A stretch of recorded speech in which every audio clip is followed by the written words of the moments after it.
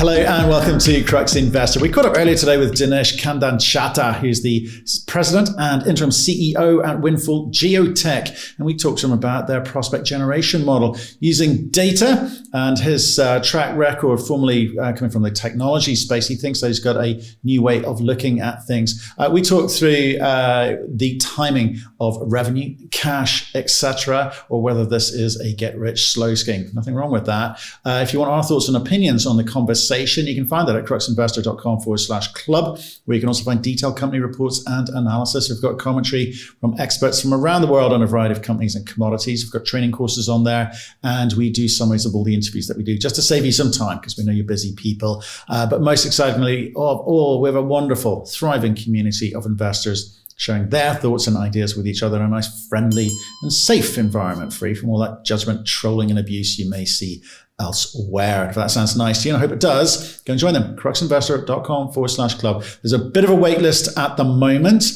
because we've had a deluge of applicants, but it will be open soon to you. So do wait. It's well worth the wait. And we'd love your feedback too. So do give us a like, leave your thoughts below. And if you want to see precisely what we talked about with Dinesh today, do take a look in the description below. Dinesh, how are you doing, sir? I'm doing well.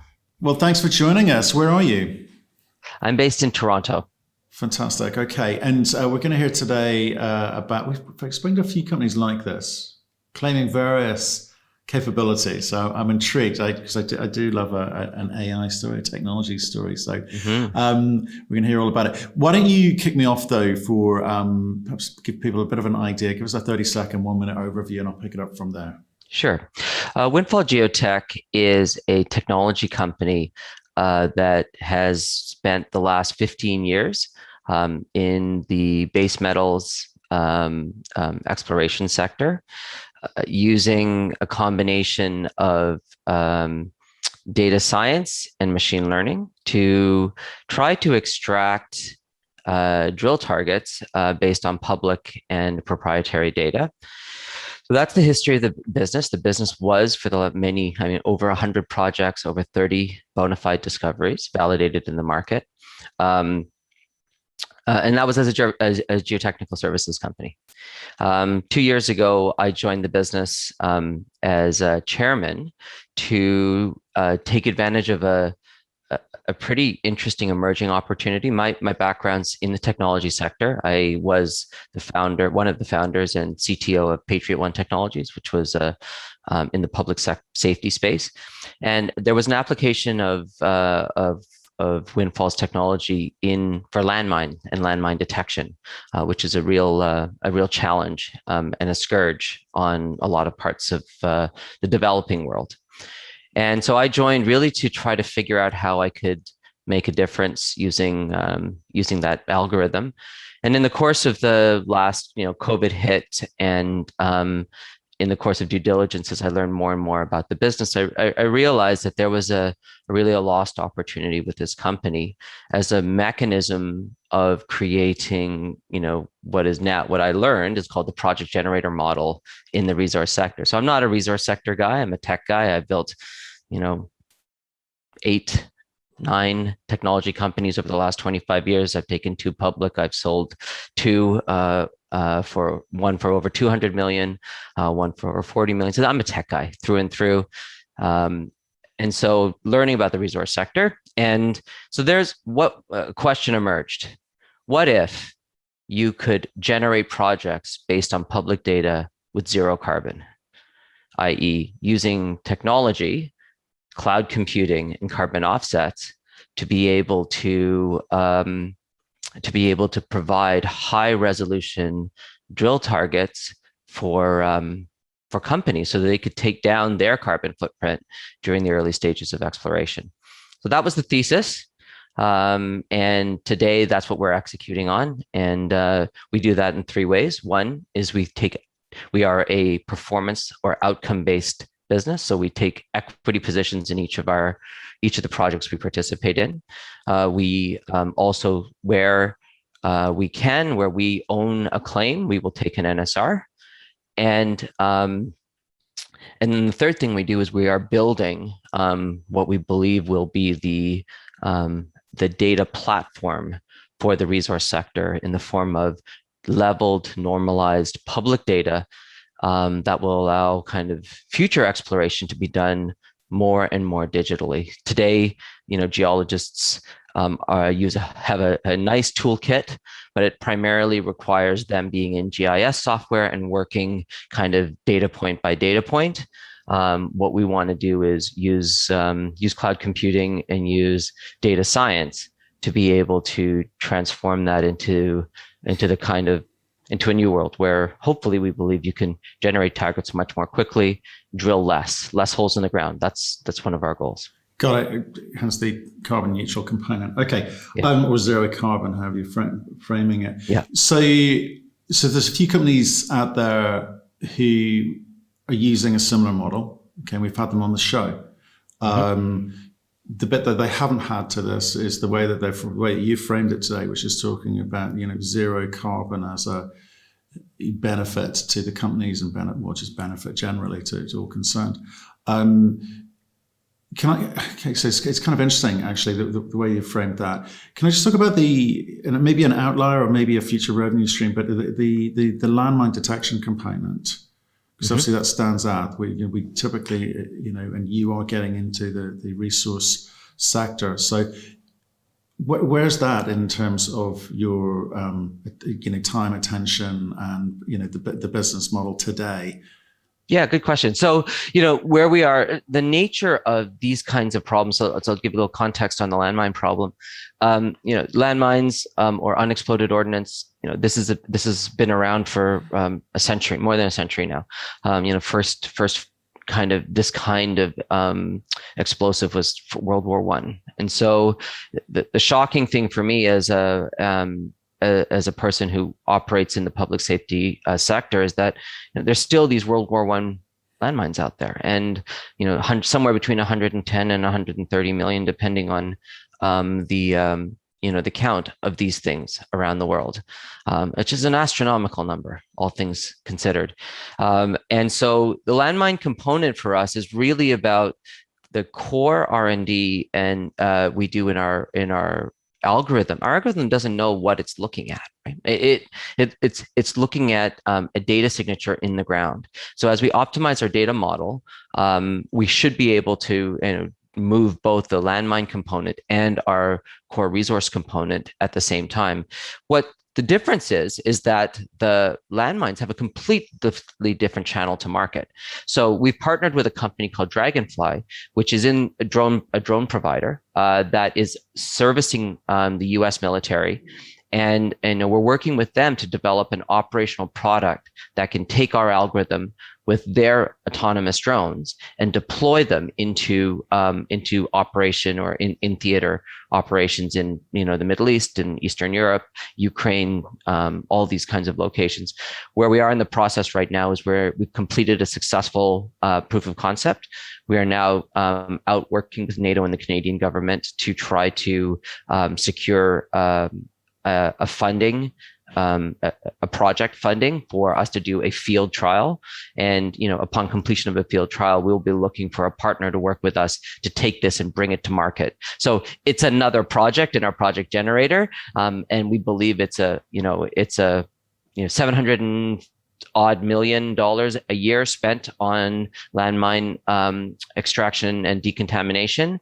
So that's a very, if you're the only provider or the major provider, that's a very successful business. Well, it is, but you won't be the only major provider, and you've got to get the business. So that's I'm intrigued about. Well, we get the royalty, so we still want to look at it as a royalty. So we will license our technology to a Lockheed or a General Dynamics or an Allied to with the drones together, and then we'll get a percentage of every deal. Fantastic. But again, you're not the only player in town. We've spoken to people in this, and in fact, over the years, there are lots of people coming up with solutions for this because, like I say, it's a big chunk of money to go chasing after, and if you can capture some of it, it's great news. So, is that costing you money to do? I mean, is Dragonfly? No, that's the great thing. That's the great thing about the way that our tech works on the AI side. Optimizations on our resource sector work has the spillover effect on our landmines work. And so our partnership with Dragonfly allows us to, leverage their drones. So we leverage their drones in exploration to do zero carbon data augmentation, and we also can leverage their drones to work on how we can deploy the exact same technology platform, but with a different algorithm in the back end. So it's really, really high leverage. So it doesn't require incremental investment. It just requires us continuing to build a platform that allows us to go out and look for different things that are in the ground. Today, we're very successful on base metals, where we have a good track record on precious metals. We are starting to validate landmines. And then maybe there's further types of things that are in the ground that are very valuable. Water comes to mind, other things come to mind that we can start thinking about once we get this stuff figured out. Right. Okay. Good. And so I just want to get into it because I'm excited. Let's get into it. Really interested. So the relationship with Dragonfly, that obviously the arena in which they play is around military, and you've talked about the way that they've got inroads into improvised services for that. You're saying you're also using Dragonfly because it's a drone, right? Yep. To identify other kind of like base metals or natural data augmentation, because we want to start with public data, but then there's holes, and so you need to go in and kind of augment the data. Yeah. Okay, so they're happy to kind of move away from their kind of core revenue into other things because it's actually we have a partnership to act. So we are their provider in the mining sector. So as part of their core business plan, they have a bunch of pillars. One of their pillars is education. Another pillar is health. Another is public safety, and the last is the resource sector. So we are their chosen partner in the resource sector. Cool. How big are they? I don't know the exact numbers on them. I do know that they are listed in the U.S. and there's rumors of a NASDAQ listing. So they're doing quite well. But I'm just trying to understand the market capitalization or cash or something like that. So they're roughly. I mean, the last count I heard was they have roughly 50 million in the treasury. They have their primary channel to market is Allied, which is one of the third or fourth largest defense contractor. So they're, I don't track their current market cap, but I probably can pull it up quickly. But okay. But it's kind of important to know because you want to pick the right people because you want to know they're still going to be around in a year or two. So let me answer that part of the question. Sure. So how do we pick? What you're really asking me is how did we pick Dragonfly? And we didn't just come to them. So we spent the first year while I was chair, I went out and interviewed 4 different, let's call it what it is. In the geotechnical services sector, there's a few drone companies out there providing these services. And so why go with Dragonfly? And the reason that we ended up going with them after I talked to 4 different companies. The reason we ended up going with them is because of their core engineering capability. So they have a deep sensor engineering team in addition to their drone engineering team. So we're a software company. We're not a hardware company. So you need to know what your knitting is and stick to it. And so we our ability to go to market with a landmine detection solution without a hardware component was impossible. So there are kind of 3 fundamental risks. One is how do you get in and allow the military to procure, right? So you need a procurement vehicle. We didn't have it. Number 2, how do you deploy and operationalize a platform so that service personnel can actually go out and do the decontamination of land? Well, that means you need a hardware and software solution. We were the software solution. We're not really a hardware company. Don't really have the capital to be able to build that stuff out. So we needed to partner. So identified a partner who had operations globally. So Dragonfly currently flies drones all over the world, has an existing contracting vehicle with the US military, has an in-house hardware engineering team, is currently building out multiple types of payload drones. So everything from military types applications to cargo applications, and these mining, these sensors, the mags and the LiDAR and stuff, they're heavy, right? So it's not like you can just attach it to any drone. You need a very strict set of specifications in order to be able to use these sensors. And then given what we wanted to do, we wanted the ability to optimize those sensors for the problem that we were trying to solve, and we didn't have that hardware engineering expertise. So they had all of these kind of checkbox. It took us a year and a bit to find them. We started working with them just as COVID hit in 2020. And now, in 2021, March, we got our first our proof of concept done. Right, so they work across a number of verticals and therefore revenue streams. Yes, where does the detection component sit in terms of importance? It sits. We work across. Yeah. So in their business priority. Yeah. I think we are I would put it, number one or number two in the mining side. So we're their exclusive AI provider. When they work with companies providing drone services for data document for surveying, they refer us in. So that I would say, and they resell our service. So that's I would say we're right at the top. On the defense, on the public safety side, they're primarily providing military drones, right? I mean, I don't know what those drones do. The military doesn't typically tell you what they're going to do with their drones. But what I would say is that once you get past what things military would typically do with a drone, then you've got to deal with what's left afterwards, right? And so, it's a priority. We've done, they invested $500,000 in our company. So, that's enough to to kind of check a box that it's important enough that they're putting some capital against it. Right. Okay. Have you planned, got a view as to what type of revenue you're expecting from this part of the business? Not the resources side. I want the detection side. I'm just intrigued because it's kind of fascinating. It's kind of unusual as well, right? It is unusual, yeah. Right. So there's three types of revenue. The most immediate short-term revenue is actually revenue from governments to validate the technology. In another life, we were able to raise $5 million in revenue just from governments looking to validate and test the technology. So that's government contracts to do kind of field testing. They pay you to do that testing. So that's an immediate short-term services revenue. Not a lot of high leverage there because you actually have to, go do the test, but it's basically customer funded R&D. You don't have to pay for it out of your pocket. And in the first year and 18 months, that's probably what majority of the revenue looks like. It's revenue from governments looking to seek localization of the technology towards their operational context. And then as we look beyond that, then and the platform is validated in theater with a couple of different governments, in the Ukraine, maybe in Afghanistan, maybe in Thailand and Vietnam, that area, Cambodia rather, Vietnam, that area. Then you can look at a broader contracting vehicle that would be, from our perspective, we would like to see royalties. So, we've seen prices, a competitive product is roughly $900,000. That's from Caterpillar. They have a competitive bulldozer that is fully armored. It's called a D9, and it just turns everything up. Shreds everything up. That's around $900,000. We believe one of our platforms we could fully deploy for around $250,000. That includes the drone and everything. So that's a significant savings over kind of an existing technology. But isn't the shredder dealing with the issue, not just identifying? Yours is identifying.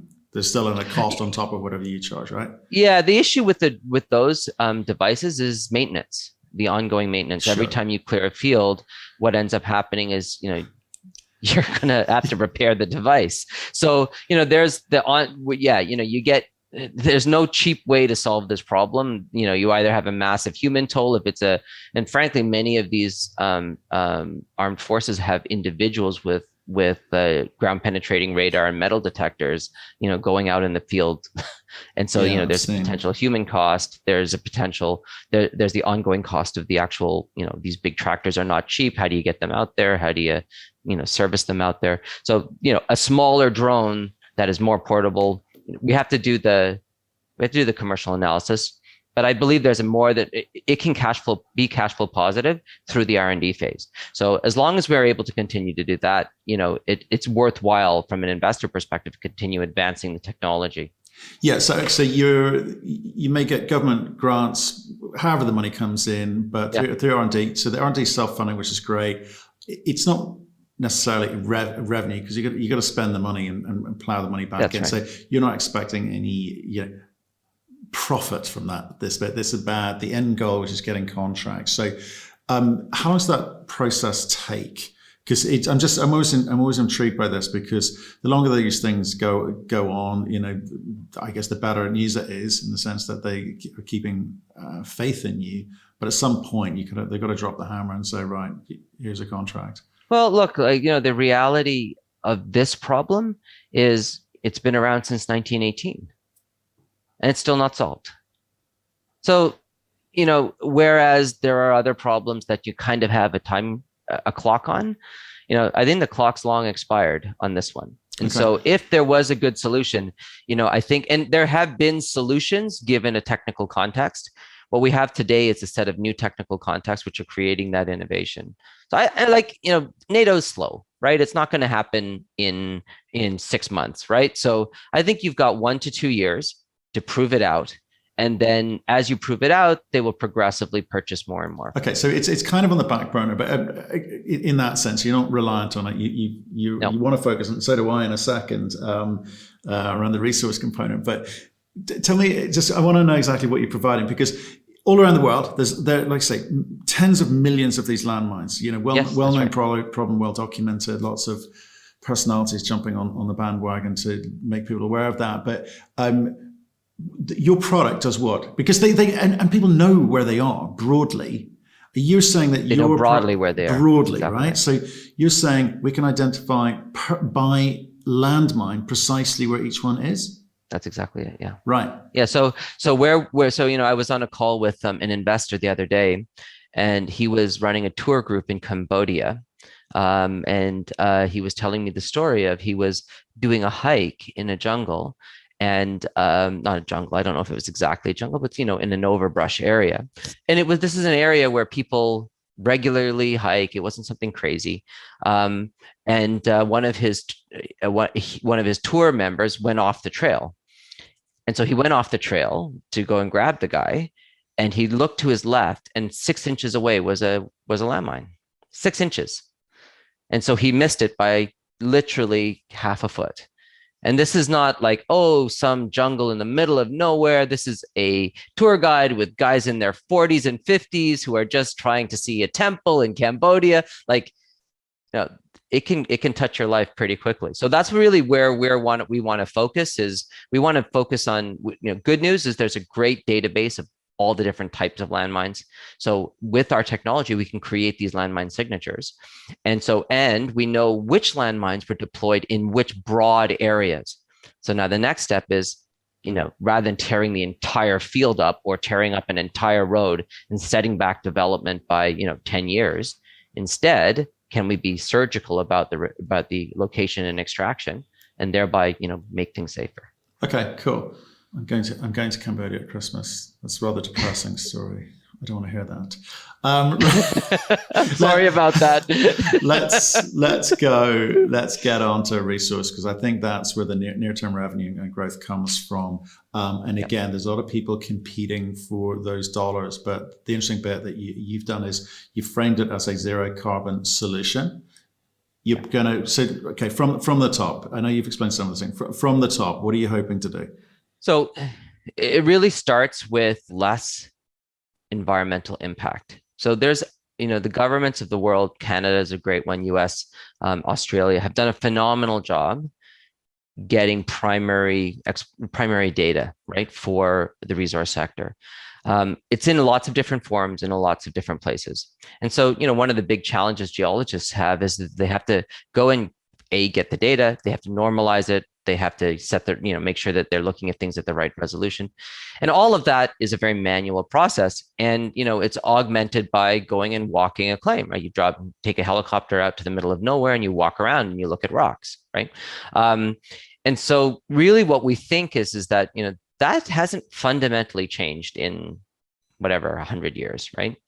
Drones helicopters and fixed wing were a big improvement, but resolution and quality becomes an issue. And then drones were the next kind of big improvement. But there really hasn't been anything in terms of a major advancement other than satellite imagery, which I think is, has made a big difference as well. So how could you keep the geologist in his office or in her office and less time out in the field, because being out in the field is expensive? And so that's where the fundamental thesis came to. I think originally was there might be a way if you could engineer the data in such a way, put it in a place where people could search it easily, add to it where they needed to, and then have an algorithm that looked for patterns, there might be something there. And we're not the first company to come up with this. There's people have tried it in different iterations. We are, I think, unique because we've been doing it for a long time. And whereas a lot of companies that like our competitors have started in the last 5 years, our first discovery was in 2006. So, that's a long time ago.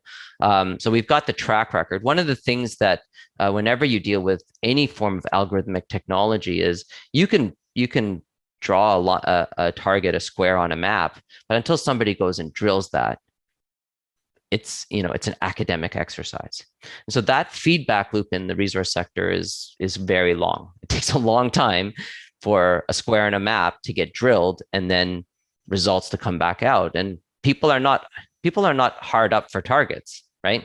Geologists got a lot of them, right? The question is, which ones do you go drill and how much does it cost you to go drill them?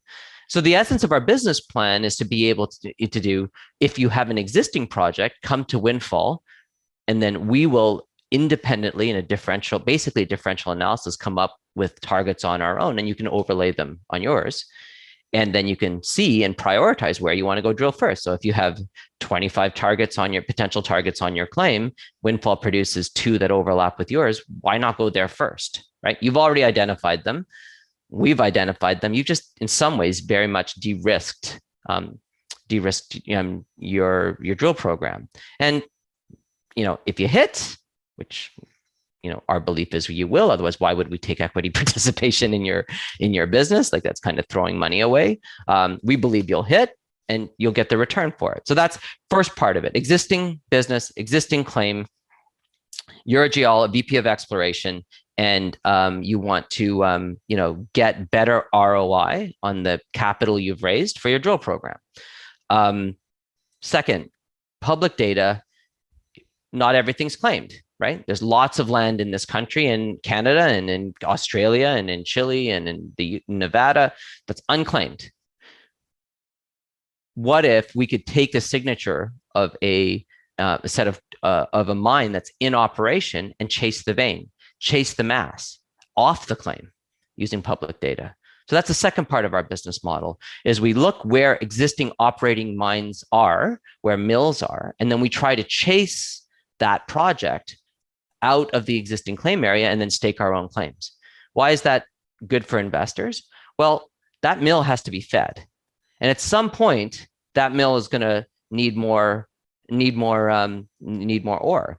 And if we're able to identify a target that's close by, that's going to have value. Whether anybody drills it or not, it's going to have value to the operator of that mine as a potential for the future. So that's the second way we make money, is we stake our own claims.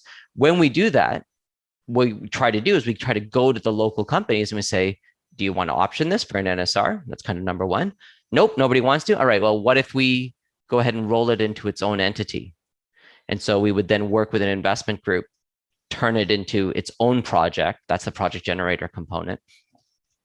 And then, take it public. Of course, we are getting shares at pre-IPO, pre-RTO valuation, and we still keep the NSR on the project. So that's kind of the second part of the business model. And then the last is that, and this is emerging, is this idea that we're going to build this platform, this data platform, because we're going to have all the public data already normalized in certain areas. Like, we're starting with Canada, we're going to the US, we're looking at Australia, we want to look at Africa as well. And at some point, we're going to get to a critical mass where we've got this data in AWS in a format that it's now with a front end that geologists can now use it. It becomes a data source. So we're figuring out the business model on that front. But the view there is that being the data source for the exploration industry is a third potential revenue model. You could monetize it with licensing. You could monetize it with success fees, i.e., again, similar to how we do the other stuff, which is, you can upload all your data for free. You can use it for free. But if you generate a target, we want a piece of it. You're spending a lot of money creating these products. That's what strikes me here. You've got products which have long-term potential revenue streams. So you've got to sell that to the market. And I think you're maybe the fifth company we've spoken to in the last 12 months certainly the last product in terms of taking the public data and Yep. applying your own algorithms to it. So there's competition from that front. So it's a question of then how do you stand out and why should people believe your version, right? So yeah. How much more money, how much more time do you think you're going to need before you can start seeing the benefits of this productization of this data? So I built my last company that I sold in 2010 for $210 million on $1.2 million in paid-in capital. So if you ask about why they should believe my story, I'm a technologist, proven. And I'm not from the mining sector, so I'm not going to come at it with the biases of a mining business. I'm going to come at it with the innovation that comes from the technology, from being an AI technology founder and startup entrepreneur. And that's, I think it might sound a little egotistical, but it's a non-trivial difference. And, for us, our burn rate is less than $100,000 a month. Like, you can compare us to any of our competitors. Find anyone that has a burn rate in that rate. You won't find it. Even in the private companies, you won't find it. So why did you go? We figured out. Why go public? Why raise money if you? Well, I didn't have a choice. Why? Right. Because I'll tell you why I didn't. The primary reason I didn't have a choice is I didn't have Albert's a public company, which we converted into Windfall. Right. So, you're a public company. So now the question is, how do you take it private? That's option number one. Investors tend not to like that very much. And it tends to cost you a lot of money to do that, which is a lot of risk. So that's why we didn't, that wasn't really an option for me personally, for me to take the business private. So if you're going to be public, why not just start a brand new company, right? Why even do any of this?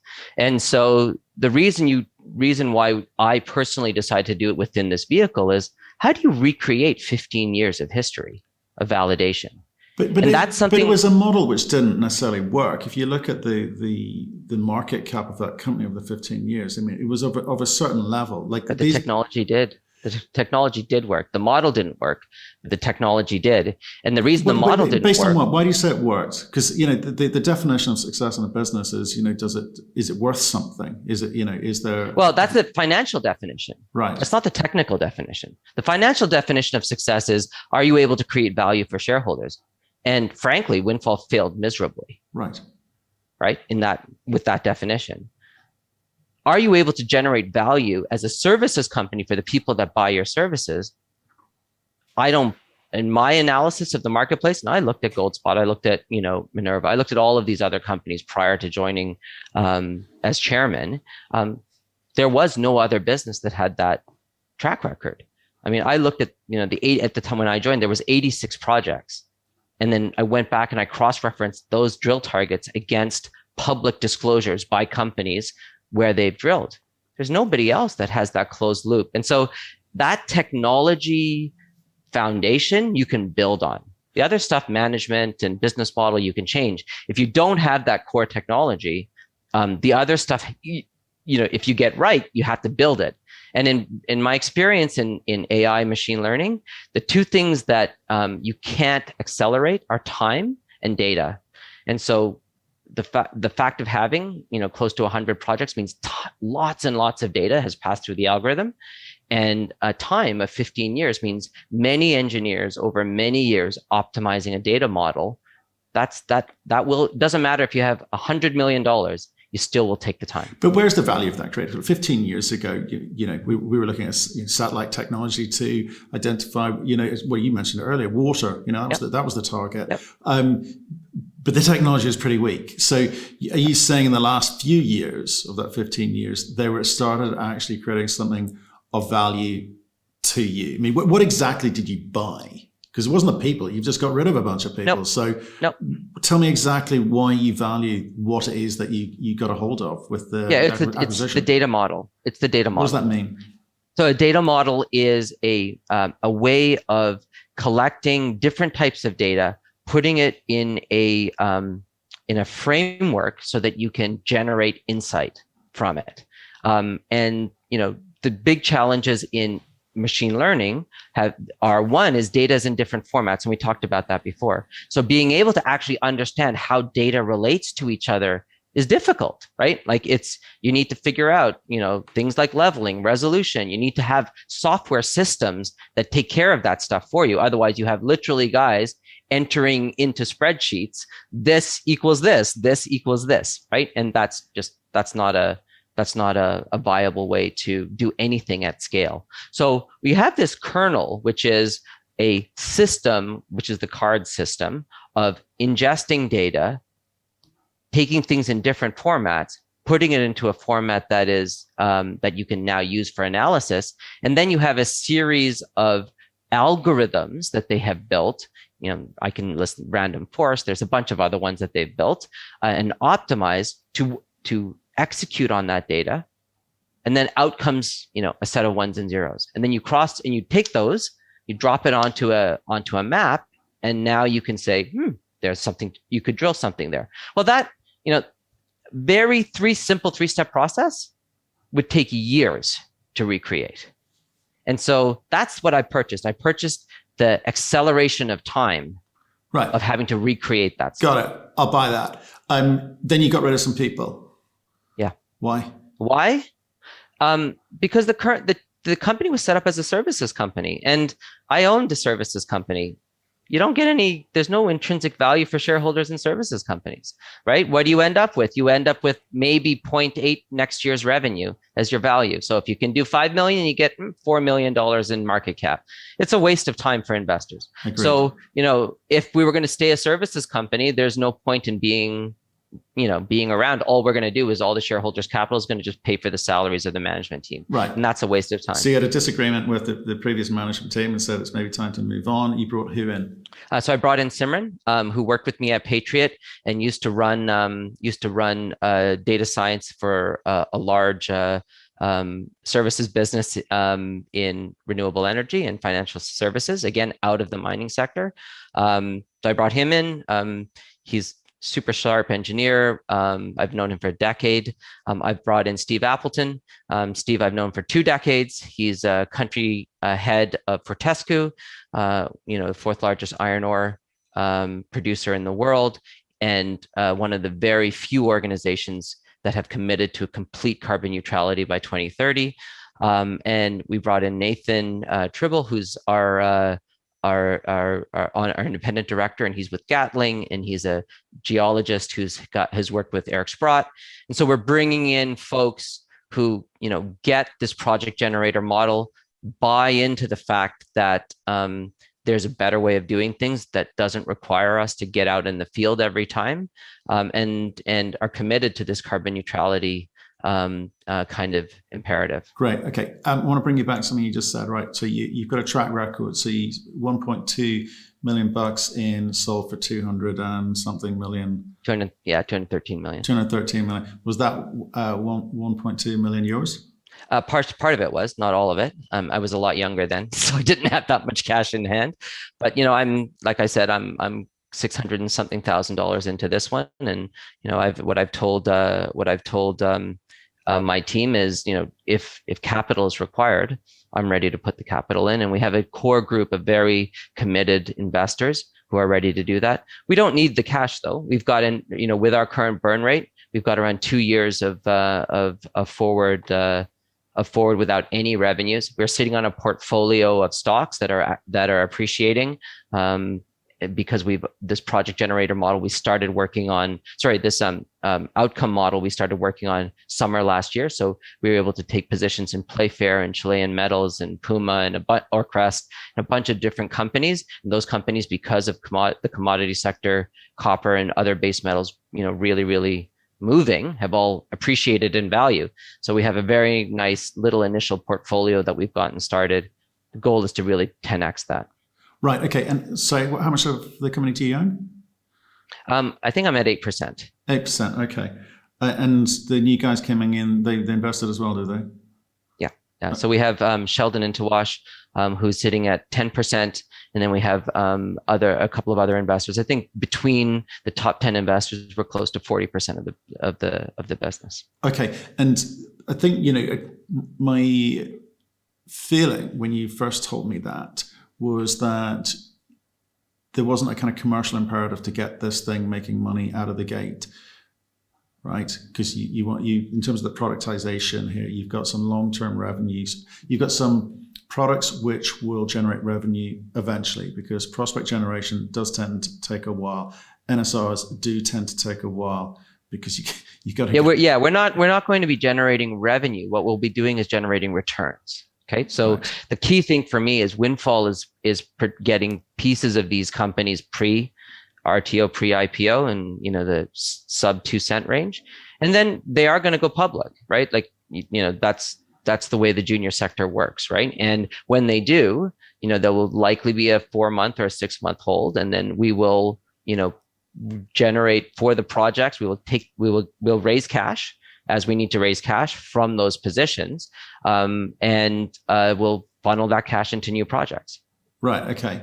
It's kind of like, I'm just trying to think of companies. So EMX do this, but without the drones and without the software. Yep. So it's. And that's the other part, which I didn't talk about that, right? So we can do that. That's the other thing, is a percentage of the money we raise in each of these entities can come back to us to do data augmentation, right? So that's the other part of the business model, is we go and we access other capital pools.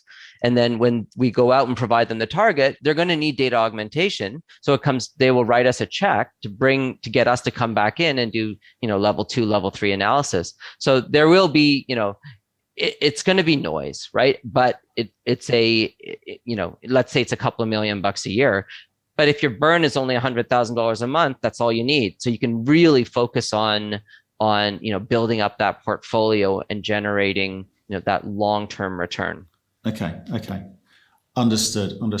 I guess, I just, I get, when reading a lot of the commentary in the market, chat rooms, forums, and so forth, people are getting excited about various aspects of the business, but without perhaps understanding the revenue flow, the cash flow. Because if you look at project generator companies, and even, the royalty component, which I think is going to be some ways off given the model that you've employed here, at the end of the day, you'll be judged on cash flow and cash on cash returns. Those sorts of things. How realistic? So that's where the short-term projects are really. So that's where those data projects make a difference. But I'll be transparent with you. Like this is an asset-rich model.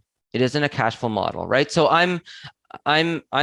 I've run SaaS businesses, right? And I've run services businesses and sold both of those. And, how I measure my success in that business is radically different here. Like I'm looking at gross margin, I'm looking at OpEx, I'm looking at quarter-over-quarter revenue growth. Those are all the key measures. Yeah. I don't look at my CapEx expenditure on R&D and go, ooh, that's something I should be proud of, because it doesn't generate, like you said, cash on cash returns. And so I can't get the intrinsic value from the discounted cash flows.